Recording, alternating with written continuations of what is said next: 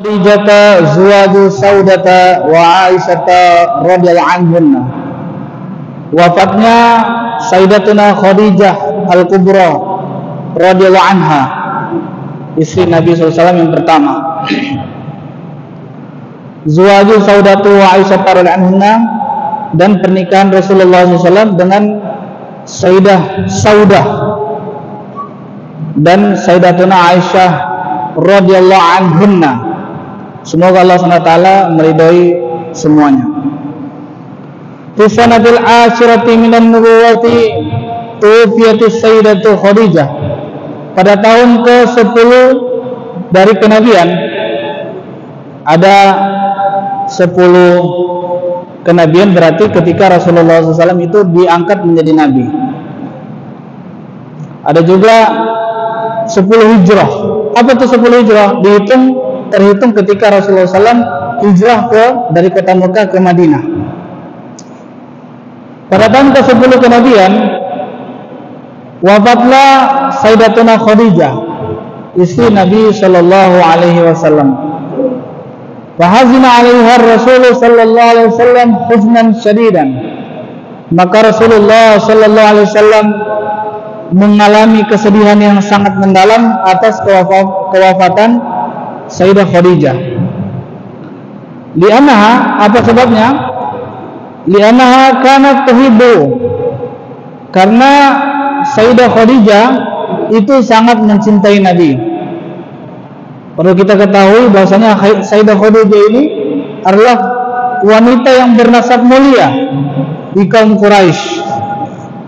Bahkan bukan cuma itu, beliau ini kaya raya, banyak pekerjanya yang bekerja dengan Sayyidatuna Khadijah, membawa barang-barang dagangan ke Syam.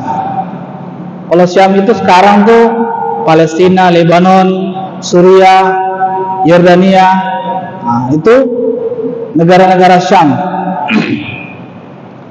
Dan juga Sayyidatuna Khadijah ini darinya lah lahir keturunan Rasulullah SAW. Yang pertama yaitu Al-Qasim, anak Rasulullah yang pertama Al-Qasim, yang kedua Abdullah, dan yang ketiga Ibrahim. Tapi Ibrahim ini dari Maria Al-Qibtiyah. Kemudian ada Ruqayyah, Zainab, Ummu Kulsum, dan Sayyidatuna Fatimah. Wa tamna'u anhu ada Quraisyin, dengan sebab Sayyidatuna Khadijah lah orang-orang Quraisy ini gangguannya itu bisa terhalau. Jadi mereka itu bisa terhalau dari mengganggu Rasulullah SAW. Itu salah satu penyebabnya, faktor penyebabnya juga adanya Sayyidatuna Khadijah. Fatazawwaja ba'da wafatiha bi Sayyidata ba'da an tuwfiya anha zawjuha. Maka setelah Sayyidatuna Khadijah wafat, Rasulullah SAW kemudian menikahi Sayyidah Saudah bintu Zam'ah setelah suami dari Saudah ini wafat. Jadi jaraknya itu ketika Sayyidatuna Khadijah wafat, Rasulullah SAW itu kemudian menikah dengan Saudah bintu Zam'ah. Wa kanat qad amanat billahi wa rasulih. Saudah ini dia telah beriman kepada Allah SWT dan Rasulullah SAW. Wa khalafat aqaribaha, dan dia telah meninggalkan kaum kerabatnya. Jadi Rasulullah SAW itu menikah dengan pertama Sayyidah Khadijah. Beliau itu sudah janda. Kedua dengan Saudah ini juga janda. Dan setelah dengan Saudah, wa ba'da syahrin aqada ala Aisyah binti Abi Bakr as-Siddiq. Setelah sebulan menikah dengan Saudah, maka Rasulullah SAW ini akad nikah dengan Sayyidatuna Aisyah, putri dari Sayyidina Abu Bakar as-Siddiq. Jadi akad nikah dulu, belum langsung kumpul serumah, belum. Nanti kumpul ketika di Madinah. Wa hiya fi sabi'ati min umriha. Ketika akad itu, umurnya Sayyidatuna Aisyah yaitu 7 tahun. Masih sangat muda beliau. Bahkan satu-satunya istri Rasulullah yang perawat itu cuma Sayyidah Aisyah. Nah, ini kadang-kala orang-orang orientalis barat, mereka menjadikan ini sasaran untuk melemahkan Islam. Dibilang Rasulullah SAW itu suka sama anak-anak. Kalau istilah sekarang orang bilang pedofil, suka sama anak-anak, pedofil. Padahal hadirin yang mulia, kalau kita tinjau lebih dalam lagi, Rasulullah SAW itu menikah dengan Sayyidah Aisyah itu karena mempertimbangkan beberapa pertimbangan untuk kemaslahatan Islam. Yang pertama harus kita ketahui, Aisyah radhiyallahu anha adalah putri dari teman akrabnya Rasulullah SAW, itu Abu Bakar As-Siddiq. Kalau kita secara naluri, mau nggak kita kasih anak kita sama orang yang tidak betul? Tentu tidak. Ini orang ini sudah bertahun-tahun berteman dengan Rasulullah. Tentulah dia mengetahui siapa itu Rasulullah. Makanya dia kasih anaknya kepada Rasulullah. Itu pertama, jawaban terhadap orientalis barat yang ini menyerang Islam dengan memojokkan Rasulullah SAW. Harus kita katakan sama mereka, Rasulullah menikah dengan orang yang paling kenal dengan diri beliau, yaitu sahabat beliau yang utama, Sayyidina Abu Bakar. Ingat, tidak mungkin kita memberikan anak kita kepada orang yang kita tidak tahu asal-usulnya dengan jelas. Kedua, Nabi SAW itu tidak langsung kumpul dengan Sayyidah Aisyah. Nah, kalau kita lihat orang kan nikah kadang-kala orang bilang sudah akad pengen cepat-cepat, ya, pengen cepat-cepat. Bahkan akad nikahnya jam 10, malamnya langsung pengen perang. Tapi Rasulullah SAW itu tidak.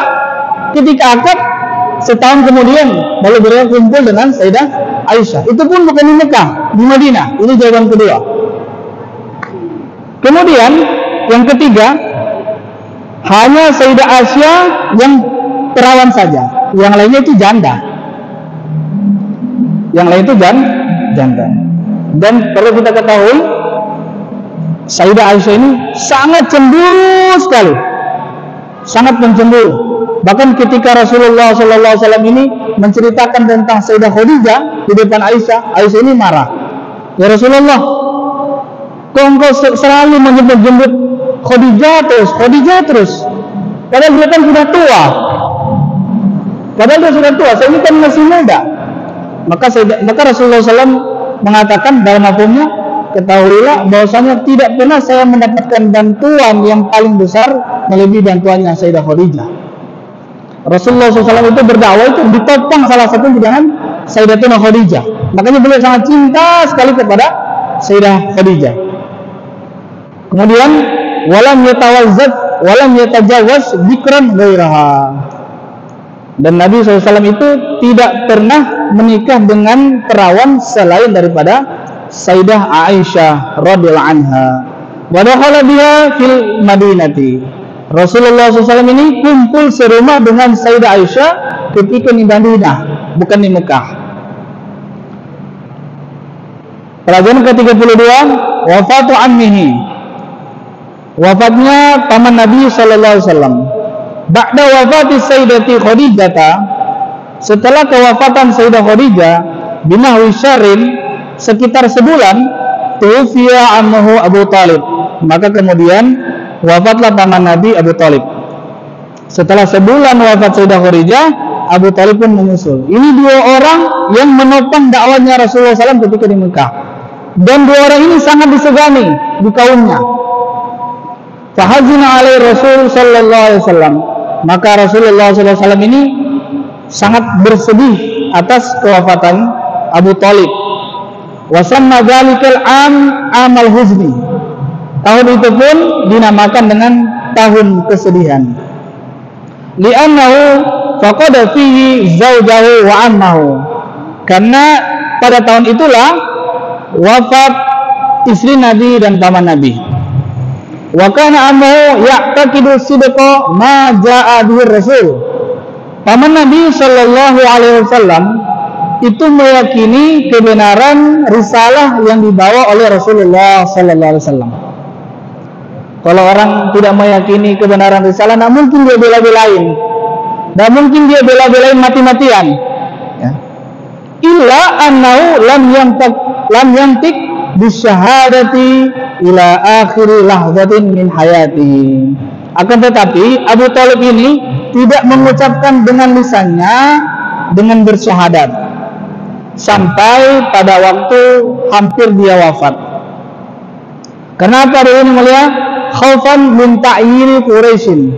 Dia ini khawatir atas ejekannya orang-orang Quraisy. Ya.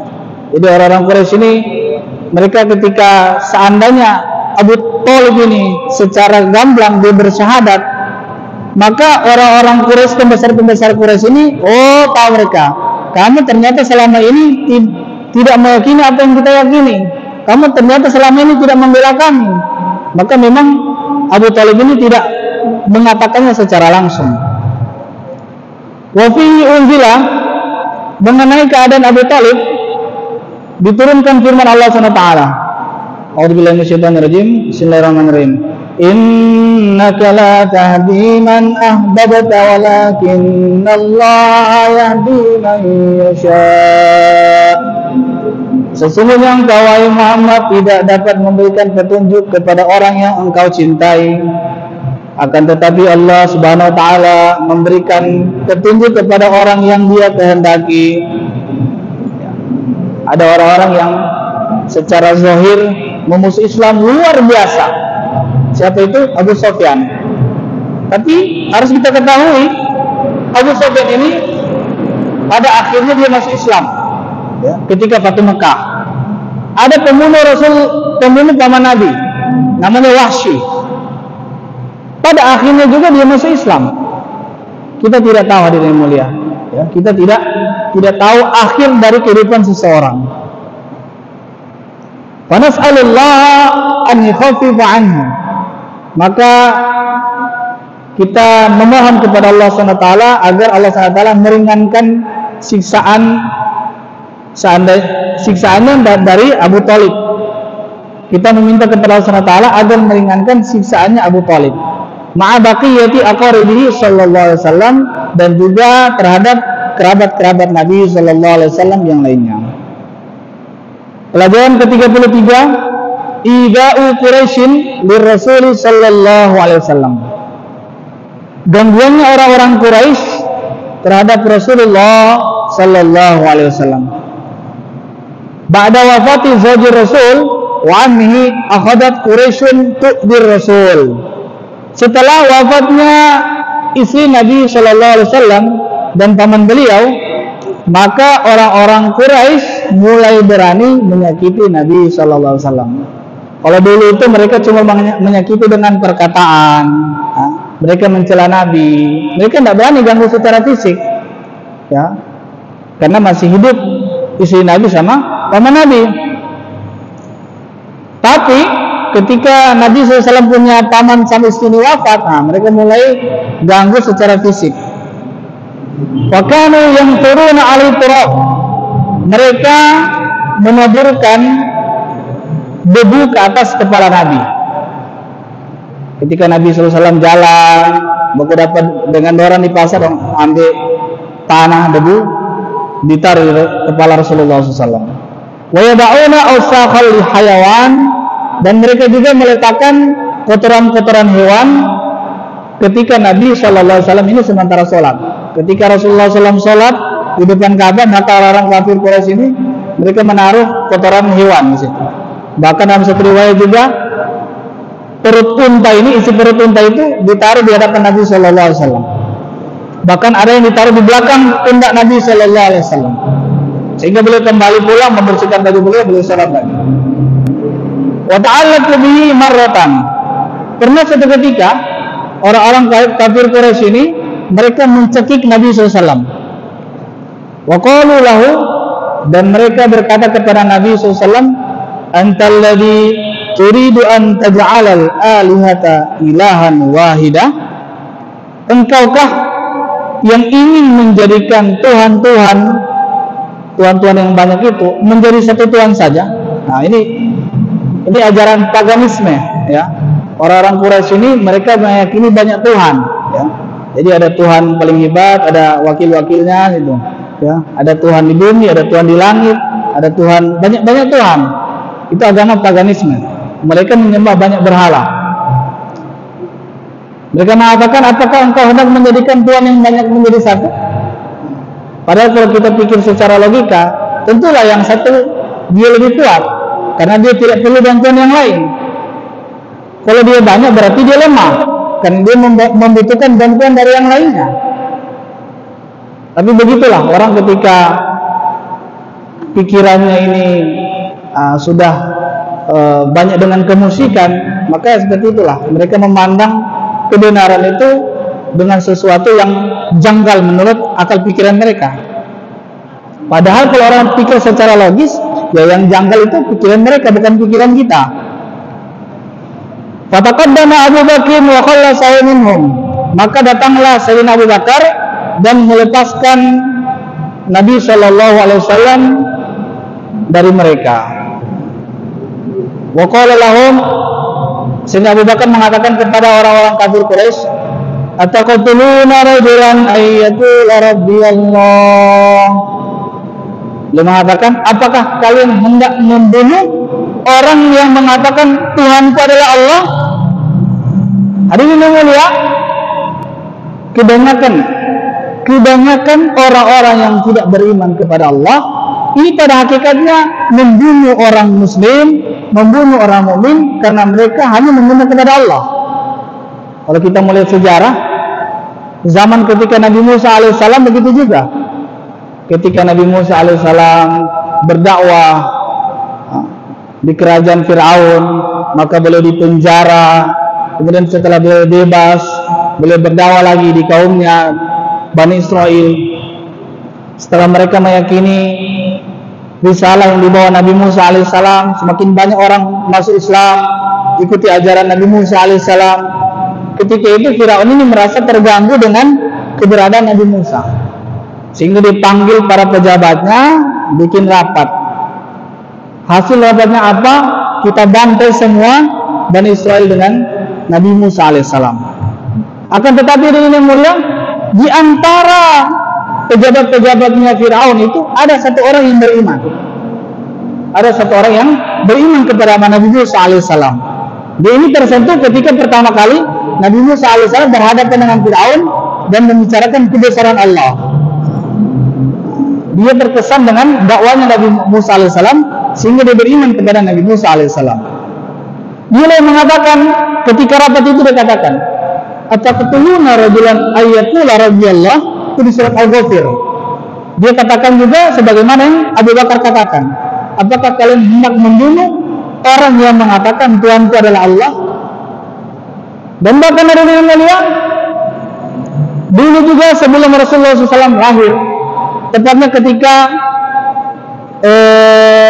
setelah Nabi Isa diangkat ke langit, ada raja zalim namanya Zunuwas, ya, di Najran sana. Dia juga tidak mau lihat orang beriman kepada Allah.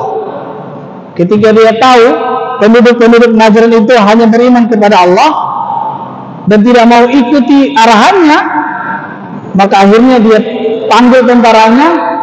Dia katakan kepada mereka, gali parit, buat suatu got yang dalam, kemudian nyalakan api di situ. Hadirin yang mulia, saking besarnya dalamnya parit itu sampai muat orang 20.000 orang masuk ke dalam nyala api. Ya, di surat Al-Buruj itu ada. Wa ma naqamu minhum illa an yu'minu billahil azizil hamid.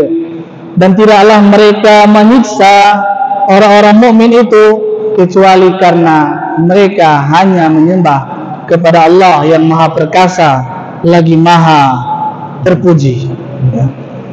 Ya, jadi pada intinya orang-orang itu berani menyiksa orang-orang mukmin karena apa? Karena cuma masalah apa? Masalah ketuhanan.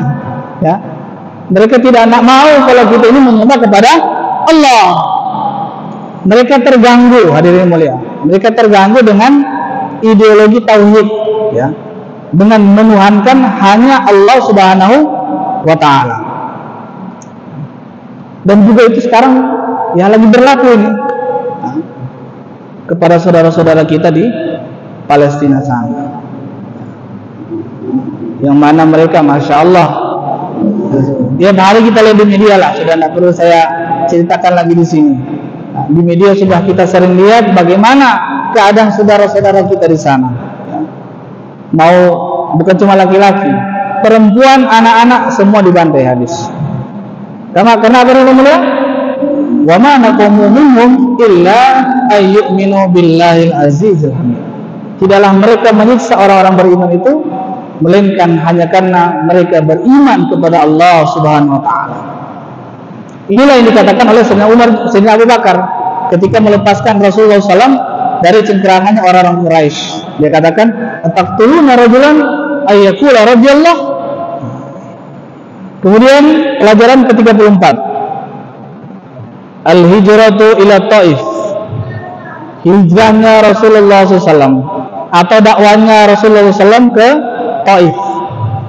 Nah, ketika orang-orang Mekah ini kelihatan sedikit sekali mendukung dakwah Nabi, bahkan ketika istri Nabi sama paman Nabi wafat, mereka semakin menjadi-jadi, maka Rasulullah SAW ini ingin berdakwah ke luar Mekah.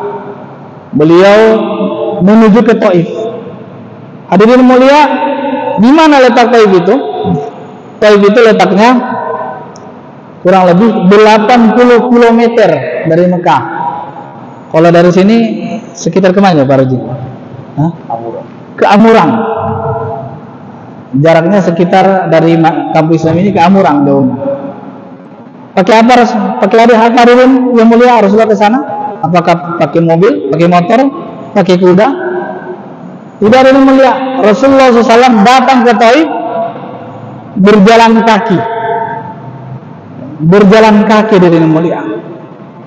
Padahal bisa saja Rasulullah itu meminta kepada Allah, ya Allah, datangkanlah burak, mudahkanlah perjalanan saya secepat kilat. Bisa saja. Tetapi Rasulullah SAW itu beliau ingin menunjukkan kepada kita, kepada umatnya, bahwasanya ganjaran yang besar, pahala yang besar, ma'idhamil bala, itu selalu beserta dengan ujian yang besar.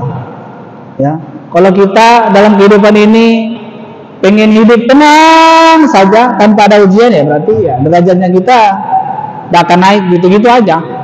Sebagaimana anak SD, kalau dia tidak pengen banyak berpikir, cuma ingin pelajaran baku tambah dengan baku kurang saja, maka dia tidak akan naik kelas.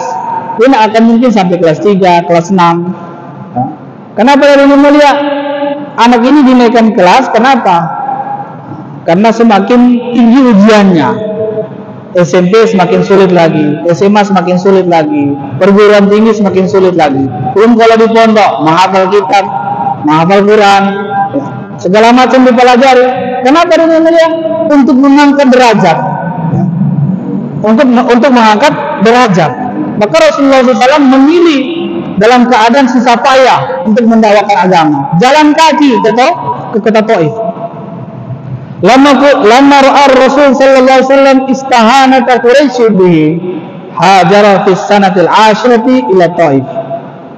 Ketika Rasulullah sallallahu alaihi wasallam melihat penghinaan kaum kafir Quraisy terhadap beliau, maka beliau berhijrah, beliau berdakwah pada tahun ke-10 menuju kota Taif. Ma'a Zaid bin Harithah, bersama dengan Zaid bin Harithah. Zaid bin Harithah ini anak angkatnya Rasulullah sallallahu alaihi wasallam. Wa tawajjaha ila Thaqif. Beliau pergi ke Bani Thaqif. Jadi di Taif itu ada kabilah namanya Bani Thaqif. Wa talaba minhum nusratahu ala qaumi. Nabi sallallahu alaihi wasallam meminta Bani Thaqif untuk memberikan pertolongan kepada beliau untuk mencegah gangguan daripada orang-orang Quraisy. Faraddu alaihi raddan qabihan. Maka orang-orang Taif ini, Banu Thaqif ini, mereka menolak Rasulullah sallallahu alaihi wasallam, menolak ajakan Rasulullah sallallahu alaihi wasallam dengan penolakan yang sangat buruk. Bagaimana penolakan itu?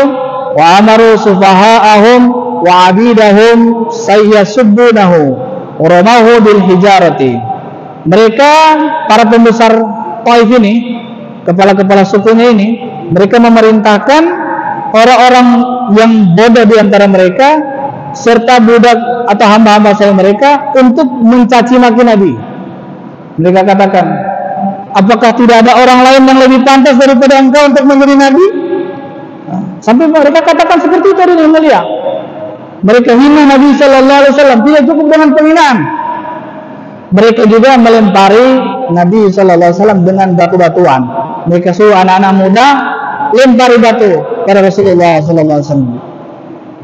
Hatta salab damu min araqibi rijalaihi, sampai-sampai mengalirlah darah Rasulullah Sallallahu Alaihi Wasallam melalui urat keting. Urat keting itu ini, di atas mata kaki ada urat besar, samping mata kaki ada urat besar. Itu araqibi. Mengalirlah darah Rasulullah Sallallahu Alaihi Wasallam itu melalui araqi, ya, urat kaki Rasulullah Sallam. Wa kana Zaid bin Harithah yamna'u anhu al-ahjar. Pada waktu itu Zaid bin Harithah, beliaulah yang menghalangi lemparan batu-batu itu jangan sampai kena kepada Nabi Sallallahu Alaihi Wasallam. Hatta usiba bijarahatin fi ra'sihi, sehingga ada batu-batu juga yang kena ke kepalanya Sayyidina Zaid bin Harithah. Karena menghalangi jangan sampai batu kena Nabi, maka batu-batu itu kena kepala Zaid bin Harithah. Masya Allah. Falamma lam yanal minhum khairan raja'a ila Makkah. Maka tatkala Nabi SAW tidak mendapatkan kebaikan dari orang-orang Taif, maka Nabi SAW pun pulang ke Mekah. Nah, ini ada kisah yang menarik. Ketika Nabi SAW ini dikejar sama orang-orang Taif ini, dilempari batu, maka beliau itu berlindung di balik sebuah bukit. Bukit di sana bukit-bukit batu. Dan dekat bukit batu itu kemudian ada perkebunan. Kebunnya milik Utbah bin Syaibah. Jadi kebiasaan orang Arab tuh, kalau ada orang ingin melindungi diri terus masuk ke kampung orang atau halaman orang, maka mereka tidak berani mengganggu. Mereka tidak berani mengganggu karena orang ini mencari perlindungan kepada tuan rumah. Mereka tidak ingin mengganggu tuan rumah. Maka anak-anak muda itu langsung pergi. Nabi SAW duduk di kebun milik Utbah. Di sana beliau bersandar di sebuah pohon. Kemudian Utbah melihat Rasulullah SAW dan dia memerintahkan orang kerja situ, namanya Adas. Dia perintahkan untuk memberikan buah-buahan kepada Nabi SAW, buah anggur waktu itu. Dia datang bawa, kemudian dia kasih buah itu kepada Nabi SAW. Maka ketika Nabi SAW ambil buah, beliau baca doa, Bismillah. Maka ada sinaran, kalimat apa yang engkau ucapkan tadi? Maka Rasulullah tanya, siapa namamu? Dia katakan, saya Adas. Dari mana asalmu? Saya dari Ninewa. Ninewa. Rasulullah tanya, oh Ninewa itu tempat saudara saya itu, namanya Yunus bin Matta. Ya, jadi Nabi Yunus itu lahir di Ninewa dan berdakwah di sana. Maka ada sindiran, kok orang ini tahu Nabi Yunus ya? Maka ketika itu Rasulullah SAW ini mengajak Adas untuk masuk Islam. Dan ketika itu Adas pun masuk Islam. Jadi hasil dari dakwah Rasulullah SAW ini di kota Taif cuma satu orang beriman. Itu penjaga kebun, ya, penjaga kebun. Makanya kita jangan pernah meremehkan seorang manusia pun, hadirin mulia. Jangan nanti kita lihat orang pangkatnya tinggi kita muliakan, orang tidak dipertimbangkan di kampung kita hinakan. Tidak boleh seperti itu. Selama dia ada iman kepada Allah, ada keimanan dalam hatinya, dia mulia di sisi Allah. Sebagaimana dakwah ketika Rasulullah SAW ini yang terima cuma adas. Siapa dia? Tukang kebun. Bahkan sekarang itu dibikin masjid untuk memperingati pertemuan Rasulullah SAW dengan adas. Hadirin yang mulia, ketika Rasulullah SAW itu bersandar di sebuah pohon di kebunnya Uqbah, maka beliau berdoa. Yang doa itu Masya Allah, sampai-sampai malaikat penjaga gunung itu keluar. Ya Rasulullah SAW berdoa, Ilahi ashku du'afa quwwati wa qillata hilati wa hawani 'alan nas. Ya Allah, sesungguhnya aku mengadukan kelemahan usahaku dan hinanya aku di pandangan manusia. Hadirin yang mulia, Rasulullah SAW itu orang mulia, ya. Rasulullah itu orang mulia. Bagaimana ketika Rasulullah SAW dihinakan? Masya Allah. Ya, kita saja kalau punya kedudukan di kampung atau di pemerintahan, kalau dihinakan orang, bagaimana kita? Bagaimana kita? Kalau nanti kita bilang, kamu nggak tahu ya siapa saya? Biasanya gitu. Kamu nggak tahu ya siapa saya? Langsung dibilang, emang apa peduli saya sama kamu? Alhamdulillah Rasulullah SAW ini ketika dihinakan oleh kaumnya, dihinakan oleh orang-orang Taif juga. Bahkan malaikat ini sudah menawarkan bantuan agar supaya gunung di Taif itu dibenturkan kepada orang Taif. Apa Rasulullah SAW sabdakan? Allahumma hdi qaumi fa innahum la ya'lamun. Ya Allah, berikanlah hidayah kepada kaumku karena sesungguhnya mereka tidak tahu. Hadirin yang mulia, bukan celaan yang keluar dari lisan Rasulullah. Kalau kita mungkin dilempari orang, dihinakan orang, mungkin sudah kebun binatang sudah keluar mungkin dari lisan kita. Hadirin yang mulia. Tetapi Rasulullah SAW apa beliau katakan? Allahumma hdi qaumi fa innahum la ya'lamun. Ya Allah, berikanlah hidayah kepada kaumku karena sesungguhnya mereka tidak tahu. Maka malaikat Jibril mengatakan, Sadaqan man sammaka ar-Raufur Rahim. Maha benarlah zat yang telah menamakanmu dengan Ar-Raufur Rahim. Rasul itu punya julukan Ar-Rauf Ar-Rahim, yang belas kasih lagi penyayang.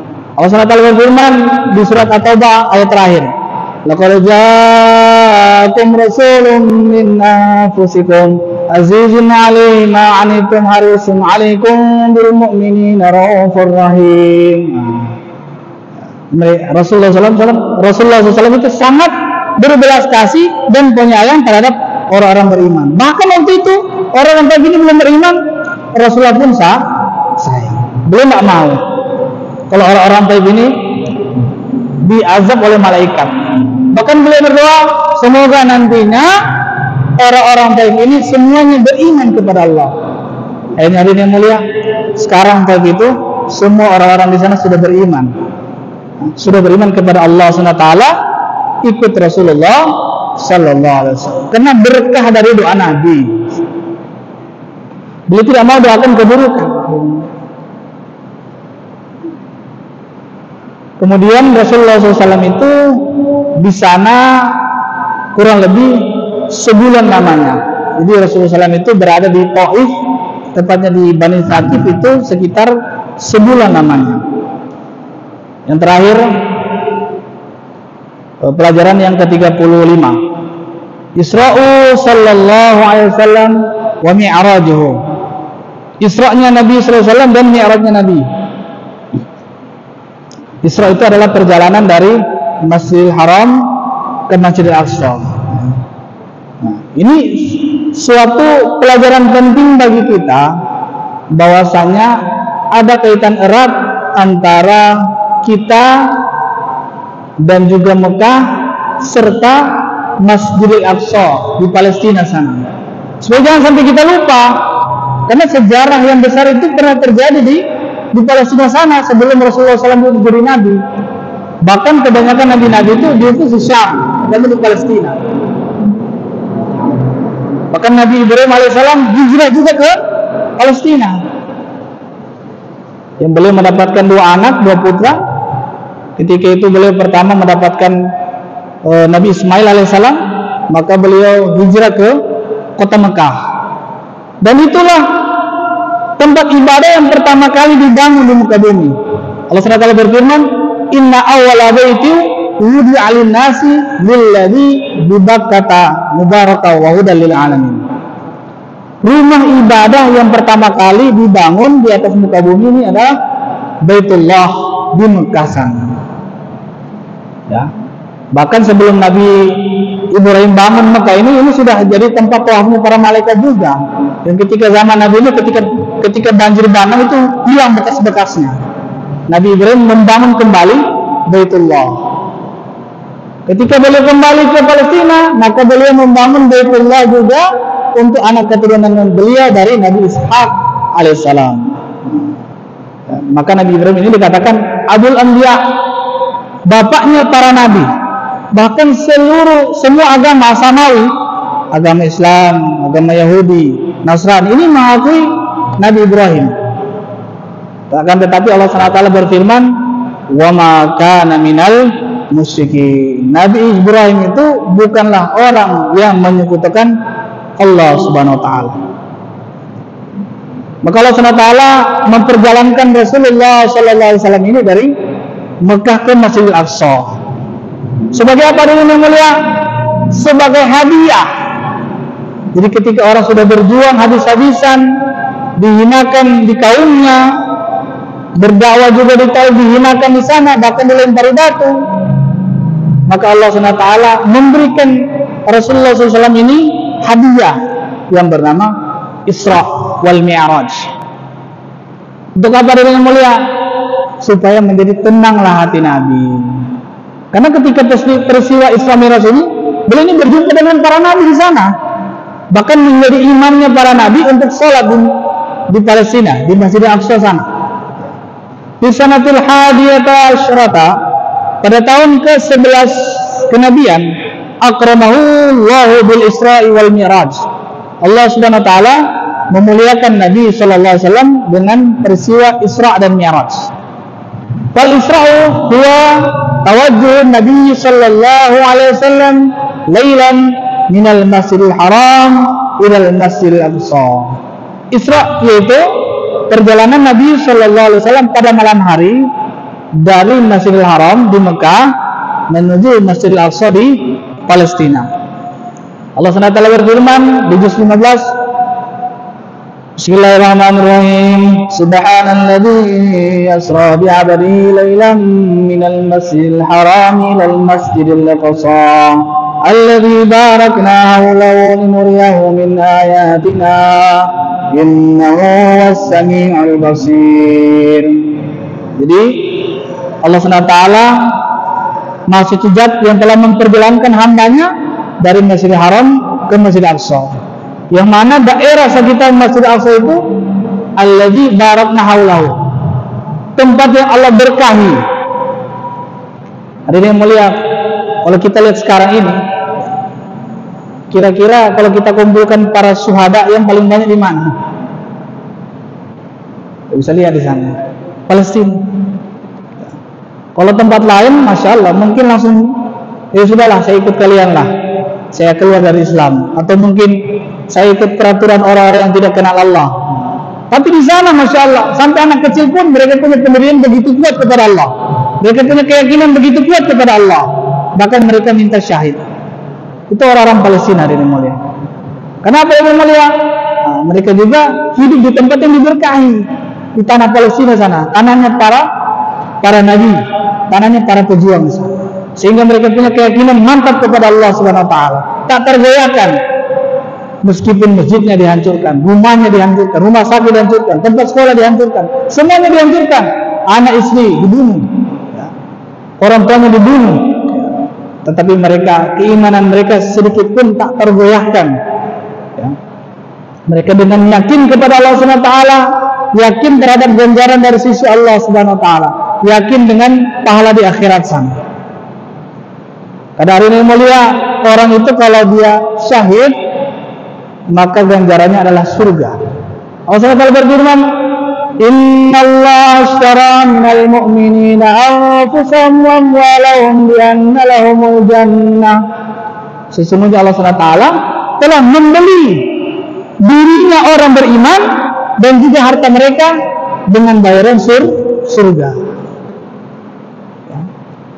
Yuqatiluna fi sabilillah, mereka berjuang di Allah. Fayaqtulun aw yuqtalun, mereka membunuh ataupun mereka terbunuh. Wa'dan 'alaihi haqqun fit Taurati wal Injil wal Quran, sebagai janji yang pasti Allah tepati yang sudah Allah SWT sebutkan di dalam kitab Taurat, Injil dan Al-Quran. Wa man awfa bi ahdi minallah, siapakah yang lebih menepati janjinya daripada Allah? Fastabshiru bi bai'ikum alladzi bay'atum bih, maka bergembiralah kalian dengan niaga atau jual beli atau transaksi yang telah kalian langsungkan dengan Allah Subhanahu wa taala. Wa dzalika huwal fawzul 'adzim, dan demikianlah itulah kemenangan yang besar. Itulah keberuntungan yang besar. Hadirin yang mulia, kalau orang imannya kacang-kacangan, tidak mungkin dia seteguh itu, ya. Dan mungkin mereka seteguh itu imannya kepada Allah ketika diri mereka, harta mereka hilang, keluarga mereka hilang semua. Itulah orang-orang yang betul keimanannya kepada Allah Subhanahu wa taala. Maka kita doakan saudara-saudara kita di Palestina sana, semoga Allah SWT terima syahid mereka. Amin ya rabbal alamin. Semoga itu juga menjadi berkah, bahwasanya nantinya tanah Palestina itu akan menjadi tempatnya orang-orang beriman untuk selama-lamanya, dan insya Allah semua kita nanti bisa ke sana, sholat di sana. Amin ya rabbal alamin. Wa mi'raju wa su'uduhu sallallahu alaihi wasallam ila al-alamil ulwi. Mi'raj yaitu naiknya Nabi sallallahu alaihi wasallam ke langit yang tinggi, ya. Puncaknya yaitu Sidratul Muntaha. Wa fihi furidatis shalawatul khams, dan ketika peristiwa Mi'raj itu, ketika Nabi SAW diangkat ke langit, itulah diwajibkan sholat 5 waktu. Kalau perintah-perintah Allah SWT yang lain, zakat, haji, apalagi perintah-perintah Allah SWT yang selain sholat itu Allah SWT tetapkan di ketika Rasulullah SAW itu di bumi. Tetapi khusus perintah sholat, maka Allah SWT mengundang Rasulullah Sallallahu Alaihi Wasallam. Maka oleh karena itu yang mulia, bagaimana kita pandang sholat ini sebagai sesuatu yang sangat mulia di dalam hati kita. Barang siapa yang memuliakan perintah Allah SWT terutama sholat, maka Allah SWT akan memuliakan dia.